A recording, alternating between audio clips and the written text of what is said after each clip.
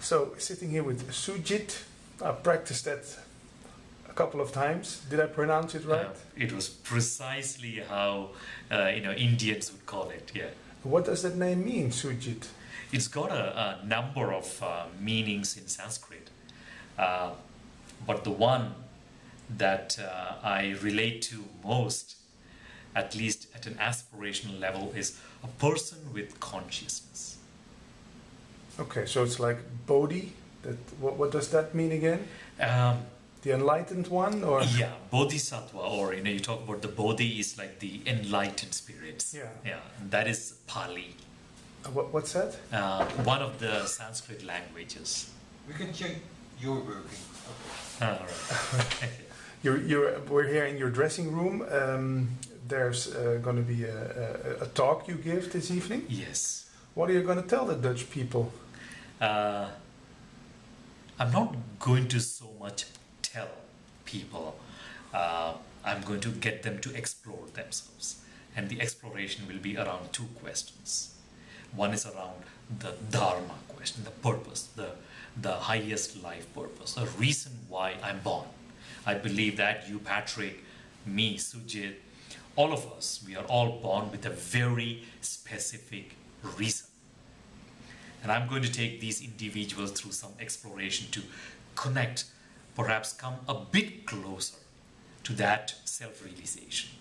The other question is around the personal mission. The question of how do we manifest our purpose?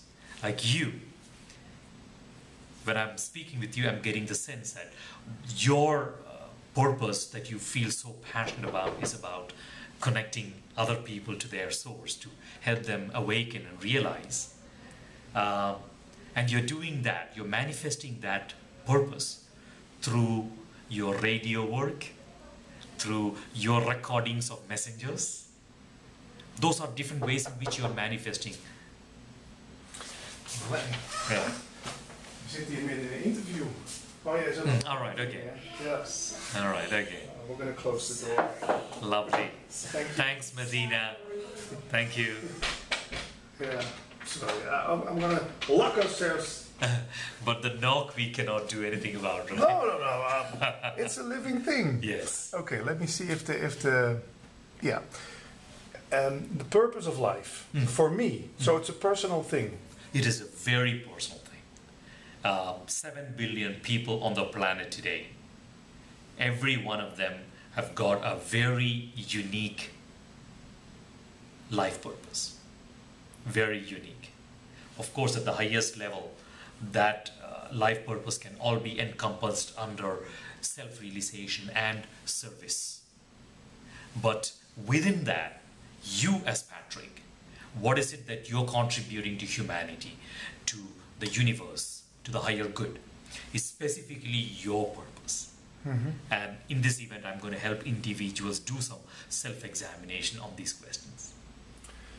But is that something that has to be taught, or is it something that you feel inside what your purpose is? Do you bring that purpose to the surface? Lovely question. First, it's internal to me. As a child, I look around me at the little kids, and I see these kids already expressing, communicating what their purpose is. Every one of us, we are born with that realization. We know within us what the purpose is. Now, what was the second part of the question? Is it something that can be learned, what your purpose is, or do you? Is it something that comes from inside? That It is coming from inside. Yeah. We know it inside. Now, is that realization going to happen in just 3.5 hours here? It took me, after I became an adult, and I kind of went on my personal, material, physical pursuits in life. I reached a certain moment in my life where I was like, okay, what is really the reason why I'm born? And I had to go back to my teachers. And my journey of self-examination took me about 7 years. 7 years? 7 years. Before I came back to this crystal clear realization, like the kind of realization that I was born with, Mm-hmm. that awareness that I was born with about why I'm born. It took me 7 years to actually go back and reconnect that. Now, so it is, for some individuals, it can be a long journey. I've met individuals in my life who have kind of lived until they were 87 and died without ever truly finding their answer to the reason why they were born. Mm-hmm. And I kind of sit and chat with them, and I understand they spend their whole life being somebody that they were not truly passionate about being. You know, they were fathers, they became mothers, they did a 9-to-5 job for 35, 40 years, all because it was some kind of a pre-scripted script for them. They had to go to college, they had to graduate, after that they had to find a 9-to-5 job, at 30 they had to move in with a partner, by 35 they had to have 2 kids. Mm-hmm. Somehow they followed a social prescription, and then they retired, and still the dreams that they had about wanting to become an architect or to design gardens remained just an aspiration, and then they passed on their body without truly fully expressing their heartfelt passion. Yeah. That also happens. But is there something wrong with that? No. On the big scheme of things, there are billions of people. Excellent quest, excellent thought. I'm somebody who believes, Patrick, that everybody is in a perfect place where they are. And I'm not saying this by being narcissistic. You know, this morning I was listening to the news, and I was watching some recording of some of the tragedies going on in Syria. Mm-hmm. You know, people making their supreme sacrifice, their noble sacrifice to uphold the dignity of humanity. They're doing that. It's not a pleasant place to be. It's fraught with fear and pain and traumas and all that. So when I say everybody is in a perfect place where they're meant to be, I don't mean to be narcissistic. You know, we are both at this moment in a very, very safe place. Mm-hmm. Having said that, our journey of life is such that, you know, we will attract to ourselves experiences. Sometimes we'll be filled with inexplicable joy, but sometimes it'll be filled with pain, with trauma, the experience of losing somebody who is really dear to us. I believe that is part of this journey of life. And to come back to this specific question, if there's an individual who kind of lived a social prescription and that person was content with that, as you say in Dutch, zo zal het zijn. Mm-hmm. That's perfect. But those individuals do not come to one of my talks, my seminars, one of my lectures. The individuals you will notice who fill that room are going to be individuals who are in this deep reflection about, is this the meaning of life? Mm-hmm. Is this it? Or is there something grander? Is there something greater? Is there something higher than what I'm living today or who I'm seeing today on the mirror? Those are the individuals who are very deep in that reflection who will turn up. So it is completely by their own volition that they're here. Mm-hmm. And I look at myself just as an instrument of taking them through a little self-reflection. I once heard one teacher say that the purpose of life is living. Mm. Is it the mind that puts on labels to that everything we do has to have meaning? Could you say that if just living means making music or doing these talks, does it have to have meaning, all the things you do? Oh, lovely question, Patrick.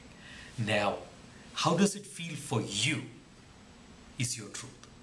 Now, there's I'm reminded of a great question. You know, in India, the teachings are handed down through stories. Mhm. You know, so that also is really a part of me, you know, storytelling. I'm just reminded of this little story. Once, you know, there was in a village, there was a temple on top of a hill. And every morning, the cleaner, you know, the person who cleans the temple, Mhm. goes up early morning, cleans the temple, and comes down. And at that time, the priest will go up with his holy water and the flowers and all that to start, you know, worshipping the god. Now one day, the janitor, the cleaner was finished. He finished his cleaning and he was walking down, and the priest was walking up with his holy water and the flowers, etc. And the janitor was thirsty, so he asked the priest, "I'm thirsty. Can I have some of the water?" Mhm. And the priest, you know, having his highest purpose being to worship God, to be in the presence of God, to serve God, the priest said, "Sorry, this water is not for you. It's for the God." And he kind of walks up with the water, enters the temple, and God is waiting there for him. And God says like, "So what's your purpose?" And the priest he spends a few seconds thinking and then says, "My purpose is to serve you, to worship you." And God says, "I just was on your path a few minutes back, asking for some water, and you declined to serve me." The message in that story is, you know, our purpose at this moment is to be in connectedness, to explore some thoughts together, to grow that one extra inch in this moment. Mhm. This is being here and now, choicefully. I'm not handcuffed to be here. I'm here out of my pure joy and passion, wanting to be with you. And I sense you're also here because of your passion to capture messages from messengers. Mhm. We are willfully here now in this moment. This is our purpose in this moment. As long as you and I, we feel the contentment of this moment, perfect. We are living our purpose. So could you say you're living your purpose when you feel satisfaction, or is satisfaction something for the ego or the mind-made self? What's the difference between satisfaction and fulfillment? Or you had the word contentment. Is there a difference? To me, there is a slight difference. You know, let me try to pull that apart. Mhm. Let me ask you, Patrick. When you drink a Coke, Mhm. does that give you pleasure? Mm, mm. Sometimes. All yeah. right, But okay. I'm now thirsty, so All right. it satisfies me. yeah. Okay.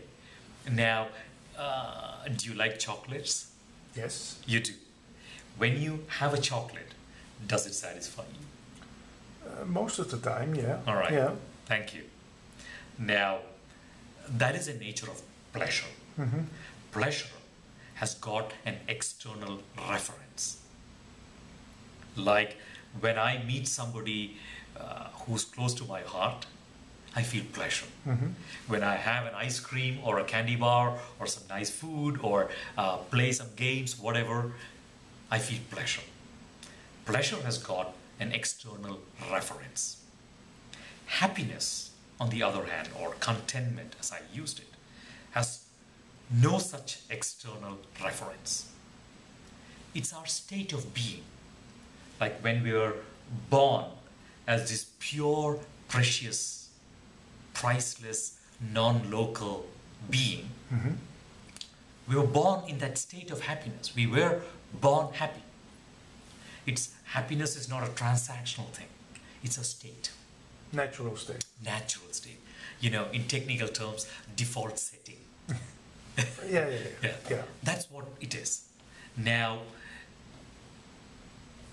my teachings reminded me that this non-local, non-referential type of contentment, Mhm. which is not connected to a Coke or a candy bar, that happiness, it's the yardstick, is a thermometer, a barometer, a yardstick of me living in expression of my spirit, my highest purpose. Then I will just inexplicably feel happy. You know, what we call this bliss. You know, suddenly you feel like you even don't recognize it, Patrick. You know, you have a smile on your face. Without a reason. Without a reason. Yeah. And folks around you, they kind of look at you and, hey, Patrick, what's going on? Yeah. You know, that is state of bliss. You can't really give a particular reason why you are in that place. But as newborn babies, as little kids, you're just in that place. And for me, that is dharma. You know, when I'm in expression of my dharma, that's how I am. Could you say that bliss can be found in the world? It can only be brought to the world, or you can bring it into the world. You can't get it out of. Lovely. I see two aspects to that. You know, I love the depth of your question, Patrick. Like I said, bliss is internal. It has no external reference. It's purely internal. Now, you know, there's an English saying: when you share joy, it multiplies. When you share pain, it halves. Now, I love that. You know, I love that because there is so much powerful wisdom in it. That look at the happy people in your life, Patrick. They never ask for anything. They just open their heart and give. That also is part of our nature, our default setting. Giving. Choiceful giving. Not giving because, you know, it makes you feel guilty otherwise. Like, hey, you know, you're going to join me in the seminar. If you don't join me, it's going to make you feel guilty because you made a commitment and you don't turn up. That is not the compulsion. Choiceful giving for me is out of my own choice, my longing of my inner source. I'm doing something, or I'm being somebody. That is choiceful giving. Choiceful giving is completely part of my true nature. For everybody. Yes, for every being on the planet, for every spirit. But is that also the living truth when you live in, let's for example say Syria, war? Is that then you go on taking because it's the last bread on the shelf? How does that work? Now, what we see in Syria is such a powerful lesson for the whole of humanity. And I'm only hoping that we collectively, you and me and those around us, we will collectively learn from, you know, what's going on there. That we shouldn't be stuck in the future in a similar situation for us to learn our lessons. Unfortunately or fortunately, many of the people that we meet in our daily lives are individuals who do not learn from other people's lives, other people's experiences. It seems that a lot of us have lost that ability to do that. Now, what we see in Syria is very, very primitive, you know, that struggle for survival. You know, that's very human about that. You know, the self-preservation part of us. You know, if there's only one loaf of bread and two of us, there is a chance that we are going to fight with each other to have that loaf of bread. Because we both want to survive. And because that is the reason why we hold an ego for self-preservation reasons. And that yearning of the ego is survival, self-preservation. Part of that would be we would battle each other to get that loaf of bread. And we see that in many parts of the world happening. And that shouldn't be how it is, you know, because we live in a universe which is abundant. But look at the inequity we have created today, the economic crisis, the financial crisis. We talk about, there's this big talk about in the West about the 1% and the other 99%. Yeah. Have you heard of that? Yeah, the 1% that owns all the riches. Yes. Yeah. They hold 80% of wealth. Yeah, but does that make them happy? Oh, I am, Patrick, one of the blessings that I've received in my life is I coach business and political leaders, people who are on top of corporations, or people who are passionate about wanting to serve humanity in a political sense. And there is no equation between the pursuit of wealth or pursuit of success and the contentment that comes out of that. There is no connection. And many of these individuals that I coach are individuals who've been in that place, who had solid material abundance. Yeah. Big house, big car, swimming pool, yacht, yeah, and all of that, fancy vacations, but feeling, so scarce inside, so empty within. And I support them in coming to that realization. Could you say, Sujith, that creating is the biggest fulfillment in the world? Or I find that when I'm a little bit down or something, when I create something, make a little thing on YouTube, or write a little thing, or make a nice picture, it brings joy. Apart from creating, what is more a useful way of contributing to the world? You tell me, Patrick, if you would just take a few seconds, and point out to me you use the word contribution. 3 contributions, choiceful contributions that you like making to the world. I mean, choiceful contribution. What would those 3 be? Laughter, happiness, and a good atmosphere.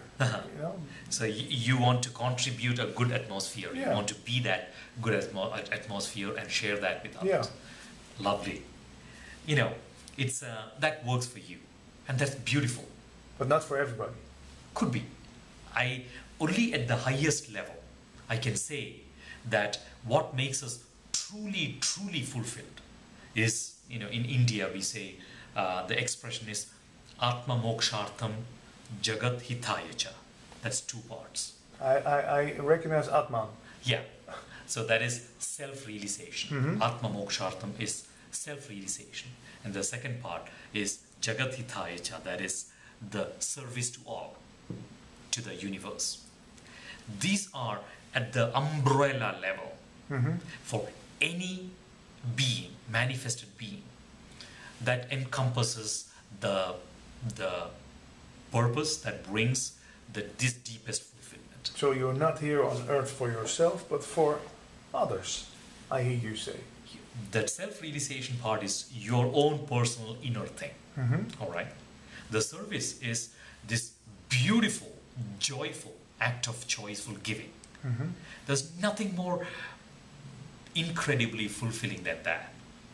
When I can choicefully give, like I'm going to be there in front of these people, and you will just have to watch how deeply I'll radiate in that space.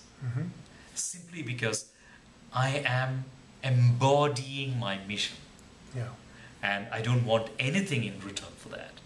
I just want those individuals to gain a bit more clarity when they walk away. And could you say that that is something contagious, that they will radiate that too, in the workplace or at home? Or? Totally. Yeah. That is one of the greatest reasons why I've zoomed into supporting business and political leaders, because if you can reach out and touch the life of one individual who's kind of in a senior position, it's amazing the difference you start observing in the environment around him or her, or under that person in the organization, in the hierarchy. It's amazing how contagious it is. It's totally. So next you're going to visit our Prime Minister tomorrow, Mark Rutte? Or You know, I've actually met Mark a number of years back. okay. Not when he was Prime Minister, but a time much before that. And Was he open to this kind of message? yeah, you know, in fact, I found an amazing openness about Mark that left me very admirational about him. So never had the opportunity to really go deeper into this chat. But if it's meant to be, then we will be talking with each other. But having said that, not during the last Dutch ministry, but the term before, there was a certain political individual that I was coaching. And I had a lot of admiration for him. He had such a genuine passion for service. And I feel that he left quite a legacy behind. Yeah. And is it a famous politician? it is somebody that you would all know. Okay. And Yeah. what's the first letter of his first name? Never mind. Okay. Yeah. You know, if he would like to come forward and speak about his journey, Okay. I welcome Yeah. that. I'd love to talk some more with you. Yeah. In the second part of our interview, I would love to talk about India because that fascinates me All right. a lot. Sure, let's do that. And I'll get some water.